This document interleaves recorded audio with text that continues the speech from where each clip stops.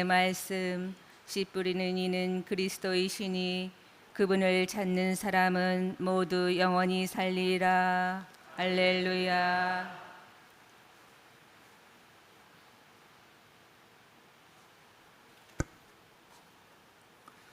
주님께서 여러분과 함께 또한 부재의 영과 함께 마테오가 전한 거룩한 복음입니다. 주님 영광 받으소서. 그날 예수님께서는 집에서 나와 호숫가에 앉으셨다. 그러자 많은 군중이 모여들어 예수님께서는 배에 올라 앉으시고 군중은 물가에 그대로 서 있었다. 예수님께서 그들에게 많은 것을 비유로 말씀해 주셨다. 자, 씨 뿌리는 사람이 씨를 뿌리러 나갔다. 그가 씨를 뿌리는데 어떤 것들은 길에 떨어져 새들이 와서 먹어버렸다. 어떤 것들은 흙이 많지 않은 돌밭에 떨어졌다. 흙이 깊지 않아 싹은 곧 돋아났지만 해가 솟아오르자 타고 말았다. 뿌리가 없어서 말라버린 것이다. 또 어떤 것들은 가시덤불 속에 떨어졌는데 가시덤불이 자라면서 숨을 막아버렸다.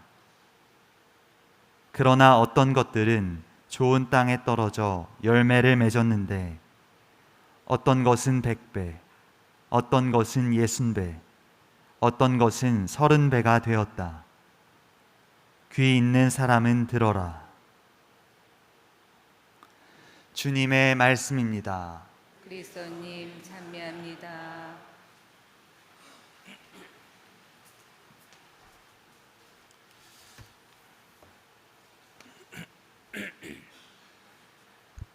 오소서 성령님. 씨 뿌리는 사람이 씨를 뿌리러 나갔다. 안녕하세요. 이스라엘에게 만나가 내리는 장면이 오늘 일독서에서 선포가 됩니다.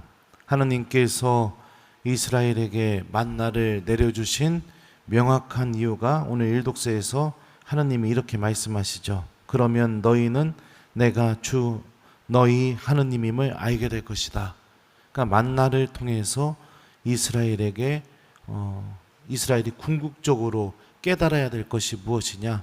하느님께서 우리의 주님이시다. 또 우리의 하느님이시다. 라는 것을 알게 되는 것.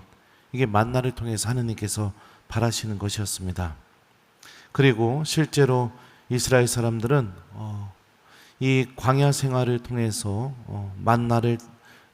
만나를 내려주신 그 하느님의 모습에 대해서 또 만나를 통해서 다음과 같은 깨달음을 얻게 됩니다. 그분께서는 너희를 낮추시고 굶주리게 하신 다음 너희도 모르고 너희 조상들도 몰랐던 만나를 먹게 해주셨다. 그것은 사람이 빵만으로 살지 않고 주님 입에서 나오는 모든 말씀으로 산다는 것을 너희가 알게 하시려는 것이었다. 그러니까 사람이 무엇으로 살아가는가? 바로 주님이신 하나님의 입에서 나오는 모든 말씀으로 살아간다라는 것을 이 만나를 통해서 이스라엘 사람들이 깨닫고 또 하느님도 이것을 깨닫기를 바라고 계셨던 거죠. 이 만나는 여호수아기에 의하면 이스라엘이 약속의 땅에 들어가서 첫 소출, 그 땅에서 나온 첫 번째 소출을 먹은 날까지 끊이지 않고 이스라엘 사람들에게 만나가 내립니다. 그들이 그 땅에 소출을 먹은 다음 날 만나가 멎었다. 그리고 더 이상은 이스라엘 자손들에게 만나가 내리지 않았다. 그들은 그해 가나안 땅에서 난 것을 먹었다. 그러니까 하느님께서는 불평하는 이스라엘 사람들에게도 또 여호수아나 모세처럼 당신께 아주 성실한 믿음을 갖고 있었던 그런 이스라엘 사람들에게도 누구에게나 공평하게 아주 성실하게 예외 없이 그들이 약속의 땅에 들어가 첫 소출을 먹는 그날까지 계속해서 만나를 내려주셨습니다. 그 만나를 내려주시면서 하느님이 정말로 바라신 것은 하느님이 주님이시라는 사실을 이스라엘 사람들이 알기를 바라셨고, 또 사람은 주님의 입에서 나오는 모든 말씀으로 살아간다는 것을 깨닫기를 바라셨던 것이죠. 이것을 알려주시려고 그렇게 불평하고 당신에 대한 믿음이 거의 없었던 사람들에게까지, 그리고 금송아지를 만들고 우상 숭배를 했던 그 사람들에게까지, 또 어제 독서를 보면 어제 독서가 아니군요. 제가 요즘 평화방송 대전 평화방송 강론 쓰고 있어서 헷갈렸습니다. 모세에게 불평하면서 하느님이 모세에게만 당신의 말씀을 전해주시는 줄 아느냐 이러면서 반기를 들었던 그 사람들에게도 하느님은 예외 없이 아주 성실하게 만나를 내려주셨습니다. 왜 그러셨을까요? 속색이고 말 안 듣고 맨날 불평하는 사람에게 만약에 제가 하느님이라면은 한 일주일만 싹 굶기면 정신 바짝 차릴 텐데 왜 그랬을까요? 그의 마음이 변화되기를 바라는 하느님의 사랑 때문이었죠. 오늘 이런 하느님의 모습이 씨 뿌리는 자의 비유를 통해서도 그대로 드러나게 됩니다. 자, 씨 뿌리는 사람이 씨를 뿌리러 나갔다. 예수님은 이 비유를 통해서 씨 뿌리는 사람이 효율적으로 씨를 뿌리지 않는다는 것을 우리에게 알려줍니다. 효율적으로 씨를 뿌린다는 것은 열매가 잘 맺을 수 있는 좋은 땅에만 씨를 뿌리는 게 아주 효율적이고 현명한 방법이죠. 그런데 씨 뿌리는 사람은 뿌리가 내릴 수 없는 길에도 씨를 뿌리고, 싹이 돋아나자마자 뿌리가 말라버릴 것이 뻔해 보이는 돌밭에도 씨를 뿌립니다. 또 싹이 트더라도 가시덤불 때문에 열매를 맺지 못할 것이 뻔해 보이는 바로 그 땅에도 씨앗을 뿌립니다. 그리고 우리는 그 씨 뿌리는 자가 바로 예수님이라는 것을 알고 있고, 그 씨앗은 복음의 말씀이라는 것을 우리가 알고 있죠.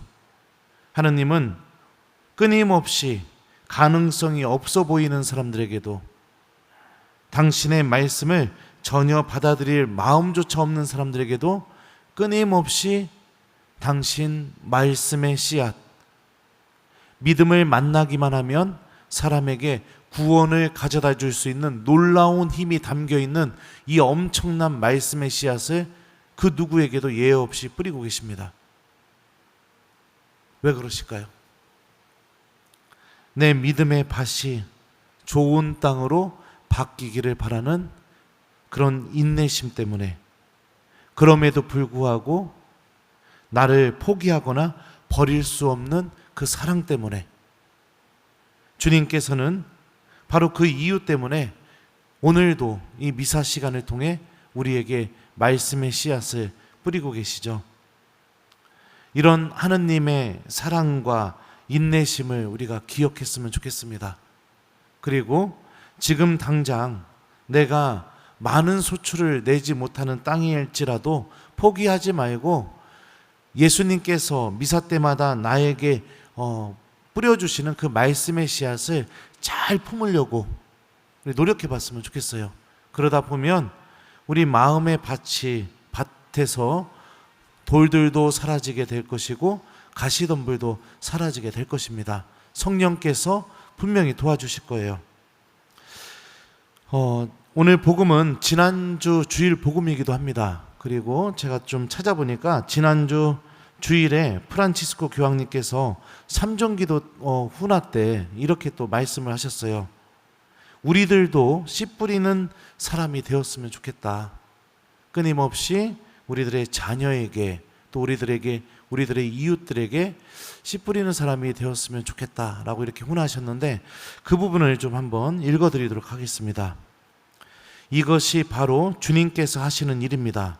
우리도 지칠 줄 모르고 씨를 뿌리는 일을 하도록 부름을 받았습니다. 그런데 어떻게 하면 지치지 않고 계속 씨를 뿌릴 수 있을까요? 몇 가지 예를 들어 봅시다. 먼저 자녀들 안에 선과 믿음을 심어주는 부모들은 때때로 자녀들이 자신들의 가르침을 이해하지 못하거나 존중하지 않는 것처럼 보이거나 혹은 세상의 사고방식이 자녀들을 반대로 나아가게 하더라도 낙심하지 말고 씨를 뿌리도록 부름을 받았습니다. 좋은 씨앗은 남아 있습니다. 이것은 중요합니다. 때가 되면 뿌리를 내릴 것입니다. 하지만 불신에 굴복하여 씨 뿌리는 일을 포기하고 자녀에게 시간을 내어주지도 가르쳐주지도 않으며 자녀를 당대의 유행과 휴대전화에 맡겨버린다면 비옥한 땅이 잡초로 가득 차게 됩니다. 부모 여러분, 지치지 말고 자녀들 안에 씨를 뿌리십시오. 자녀들이 냉담하고 있어도, 자녀들이 믿음에 관심이 없어도 교황님이 뭐라고 하셨죠? 끊임없이 자녀들에게 복음의 씨앗을 뿌리는 일을 중단하지 마라. 휴대폰에 내 자녀를 맡겨버리지 마라. 시대의 유행에 내 자녀들을 방치하지 마라. 우리들도 씨 뿌리는 사람인 예수님을 닮아서 자녀들에게 끊임없이 복음의 씨앗을 뿌려라. 교황님이 이렇게 말씀하셨어요.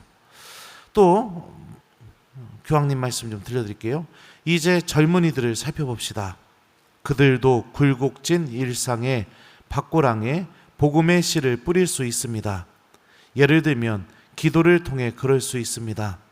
비록 눈으로 볼 수 없는 작은 씨앗이지만 삶의 모든 것을 예수님께 맡기면 그분께서 그 씨앗을 자라나게 하실 수 있습니다.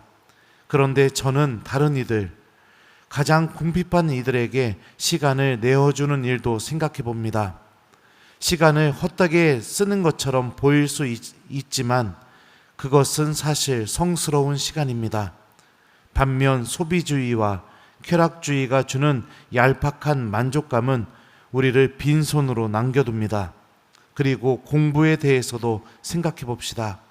공부는 정말 고되고 씨를 뿌리는 일처럼 즉각 보상이 주어지지는 않지만 모든 일을 위한 더 나은 미래를 만드는데 매우 중요합니다. 교황님은 젊은이들에게도 시간을 값지게 쓸 것을 권고하고 있죠. 그리고 특히 궁핍한 이들에게 시간을 내어주는 것, 이게 바로 이웃들에게 복음의 씨앗을 뿌리는 일이라고 말씀하고 계십니다. 소비주의, 쾌락주의, 자기밖에 모르는 삶, 그런 삶은 자신의 영혼이 텅 비어있게 된다고 그렇게 말씀하고 계시죠. 마지막으로 또 이렇게도 말씀하셨어요. 앞서 부모들을 살펴봤고 젊은이들도 살펴보았습니다.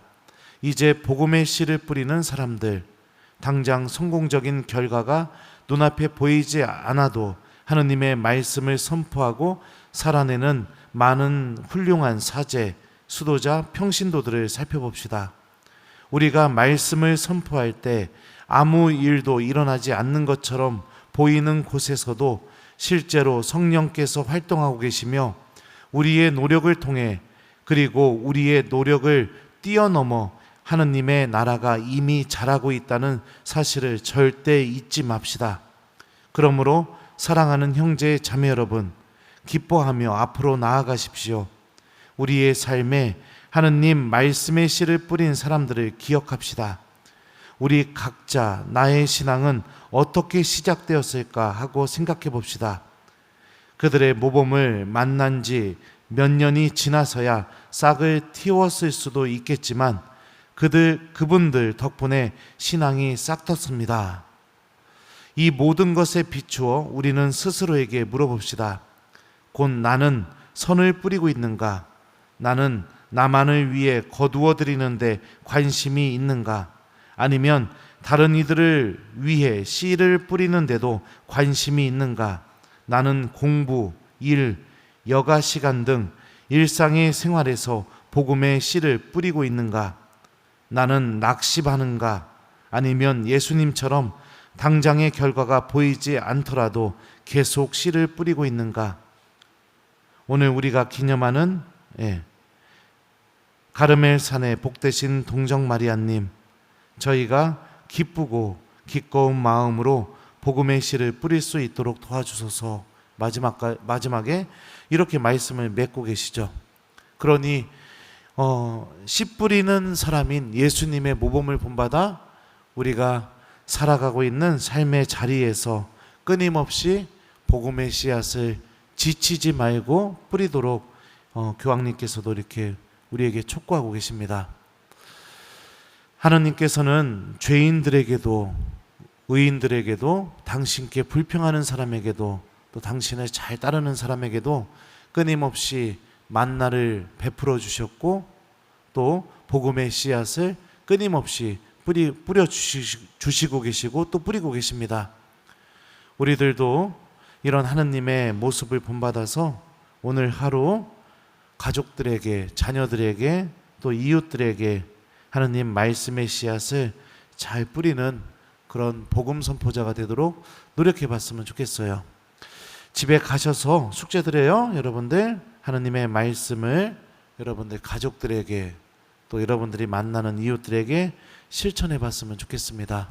그리고 그 말씀을 실천할 때마다 주님, 저의 이 작은 실천을 통해서 지금 이 사람이 당신을 주님으로 알아볼 수 있도록 또 당신의 입에서 나오는 모든 말씀으로 생명을 누리면서 살아갈 수 있도록 이런 하느님의 사랑을 깨달을 수 있도록 주님, 저 사람을 축복해 주십시오. 마음속으로 이렇게 기도하시면서 하느님 말씀을 열심히 실천하는 하루, 복음의 씨앗을 잘 뿌리는 오늘 하루가 되었으면 좋겠습니다. 씨 뿌리는 사람이 씨를 뿌리러 나갔다. 아멘.